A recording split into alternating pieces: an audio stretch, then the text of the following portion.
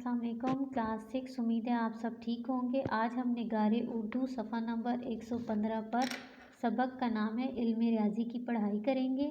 इल्म रियाजी यानी रियाजी का इल्म। रियाजी जो है इंग्लिश में मैथमेटिक्स कहते हैं या मैथ्स कहते हैं और उर्दू में रियाजी। और ये किस चीज़ का इल्म है? अदाद और पैमाइश का यानी गिनती का इल्म है। इसमें हम अदाद व शुमार के बारे में पढ़ते हैं और इसके बगैर हमारी रोज़मर्रा ज़िंदगी का कोई भी काम जो है वो मुकम्मल नहीं है, क्योंकि हिसाब किताब हमारी ज़िंदगी के हर पहलू में शामिल है।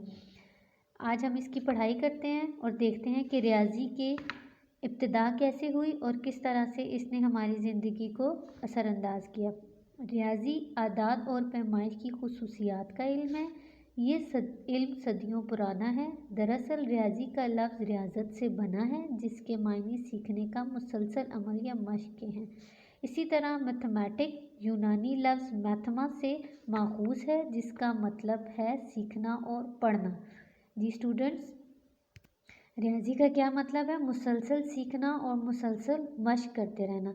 इल्मी रियाजी असल में आदाद के इस्तेमाल के ज़रिए मिक़दारों के ख़वास और इनके दरमियान ताल्लुकात की तहकीक, तजरीद और मंतकी इस्तदलाल का नतीजा है। जी, इल्म रियाजी किस चीज़ के बारे में हमें बताता है? मुख्तलिफ़ मिक़दारों के ऊपर जो असरात ज़ाहिर होते हैं और इनके जो ताल्लुकात होते हैं उनका नतीजा निकालता है, उनको साबित करने की कोशिश करता है। रियाजी दान इन तसव्वुरात और तफक्कुरात जो ऊपर दर्ज हुए हैं छानबीन करते हैं। छानबीन करना यानी उनको उनके बारे में तहकीक करना, उनको ढूंढना और इससे मुतालिक बहस करते हैं।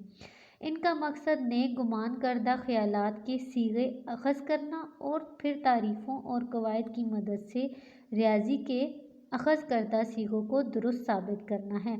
यानी अंदाज़े के मुताबिक जो ख्यालात या नतीजे निकाले जाते हैं उनको रियाजी की मदद से साबित करना इनका काम है। इल्मुल हिसाब या रियाजी का इल्म गिनती और पैमाइश के दो बुनियादी हिस्सों पर मुश्तमिल है। जी, रियाजी किन दो हिस्सों पर मुश्तमिल है? गिनती और पैमाइश, जिसमें हिंसे और नुक्ते अहम अलामतों के तौर पर इस्तेमाल होते हैं। इसे ज़रूरी हिसाब किताब का साइंसी इल्म भी कह सकते हैं।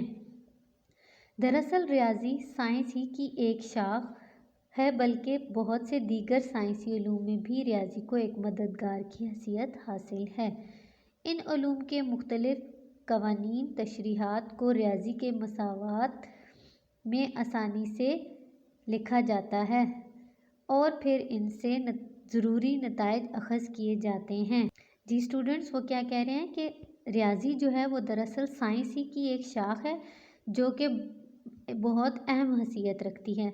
हिसाब, अलजबरा और ज्योमेट्री रियाजी के तीन बुनियादी उलूम हैं। जी, रियाजी की कौन से तीन बुनियादी उलूम हैं? हिसाब, अलजबरा और ज्योमेट्री।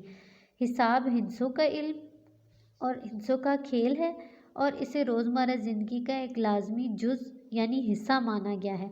कारोबारी ज़िंदगी में हर तरह का लेन देन और नाप तोल हिसाब का मरहून मिन्नत है। मरहून मिन्नत यानी एहसानमंद है।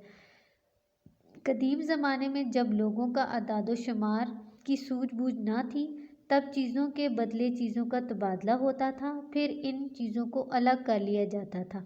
लोग बराबरी की बुनियाद पर मुख्तलिफ़ चीज़ों का तबादला करते थे। जूँ जूँ तरक्की हुई, हिसाब की अहमियत बढ़ती गई।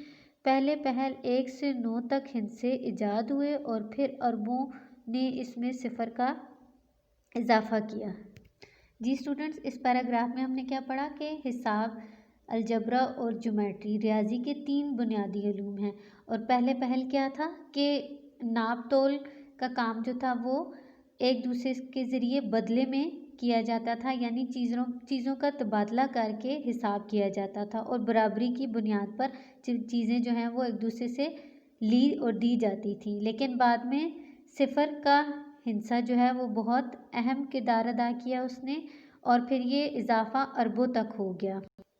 सिलसिला हिंसों में आगे ही आगे चलता गया। आज हिंसों का ये इल्म ज़िंदगी के हर शोबे में राइज है।